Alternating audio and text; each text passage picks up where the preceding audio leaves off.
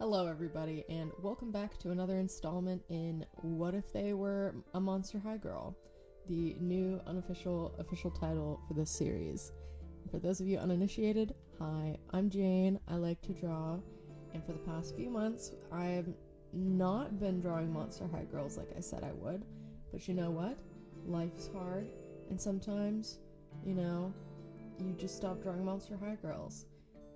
But I'm back, and thank you all for your patience with that. And as the old proverb goes, I get knocked down, but I get up again. You're never gonna keep me down.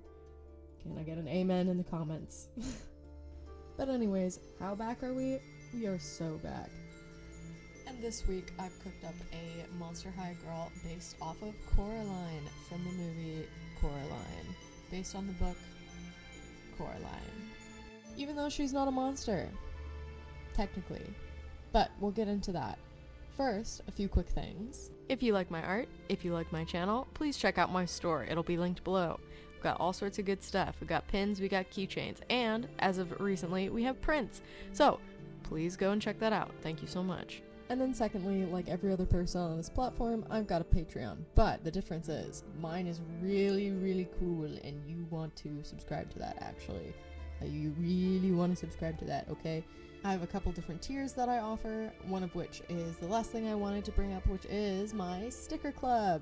This year I've been running a sticker club, which means monthly I send out a new design to every member. So if that sounds like something of interest to you, if you can imagine yourself toddling down to your mailbox and looking in and finding a cute little Jane Gumball envelope and getting your fun little sticker, then please join. That'll be linked below as well. With that out of the way, let's get into it. So, Coraline, the classic film Coraline.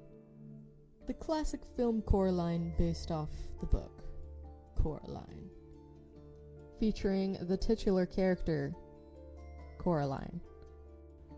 You know, when I was brainstorming this series, Coraline was one of the first things that I wrote down, because honestly, I'm kind of shocked to death that they don't already have some sort of Monster High Coraline crossover. Like, that just makes sense to me, so who knows, maybe we'll get it one day. But in the meantime, we can always dream, we can always use our imaginations. For those of you unfamiliar with Coraline, first of all, what are you doing here? Second of all, here's the most spoiler-y story summary ever, so go watch the movie first if you can. But anyways, this is your last warning, alright? Ready? Here we go. So, Coraline, this kid named Coraline, she has this terminal illness known as only child syndrome. She's just been moved across the country from her childhood home and everything she's ever known to the bowels of Portland, Oregon. Portland, born and raised, baby, let's go. She's just moved into this big old Victorian house called the Pink Palace that's been split up into a bunch of different apartments. And her parents might actually hate her. They're very neglectful, and they're not nice to her really even once. And they're like stated to be stressed in the story because of the move and whatever, but like it's all just super miserable and isolated and lonely, and Coraline is just a huge... Okay, one of the symptoms of her terminal illness is she can't be nice to other children, apparently. So this kid named Wybie, who is the grandchild of the lady who owns the Pink Palace, shows up, and she's like, "I'm Coraline, you suck." And he's like, "Well, okay." And then he bikes off. Anyways, this is a really good summary, I swear to God, I swear. Anyways, long story short, while she's exploring the Pink Palace, she discovers that there is a secret door, a secret tunnel, to an idealized version of her life, where her parents actually give a damn about her and like cook food and are nice to her, and her neighbors are really cool instead of lame-o losers, but there's a twist. Not all is what it seems. No. It's actually a trap, and it's a whole fake illusory illusion world made by this scary spider witch called Beldam, who steals children's souls or something, and she's trying to lure, oh my god, I almost called her Charlotte, I'm a fake fan, to lure Coraline in and to steal her soul. But Coraline, now one of the upsides of being an only child and having the demeanor that she has is that she goes, "No, you can't treat me that way. No, you can't eat my soul. No." Anyways, she like girl bosses all over the Beldam or something, and she kills her, I think. It's kind of left up to interpretation, and if you want a really fun time suck, look up Coraline Theory. You'll thank me later. So that's what we're working with, and you might think initially, oh, Jane's gonna do like a son or daughter of the Beldam. It's gonna be another ooky spooky spider person. But no, okay? See, this time, I'm thinking in the box, okay? Instead of being creative and thinking outside of it, yeah, I'm thinking inside. So, meet Cordelia Jones. Now, Cordelia is actually in the movie. She is the doll that is gifted to Coraline to spy on her. Now, like we've seen in the movie, there have been many different versions of Cordelia. Cordelia has lived many different lives and had many different faces, but none of which she remembers, and here's the kicker, she doesn't know that she's just a copy of someone that exists out there. She is blissfully unaware that all of her memories are false. Cordelia lives as an idealized version of Coraline, obedient, useful, and mute. She's very observant and doesn't speak, so she knows a lot more than she lets on. And while she's generally pleasant to be around, like she's very polite, she doesn't really have a lot of friends at Monster High. She's just kind of like a wallflower, like she's just there, you know?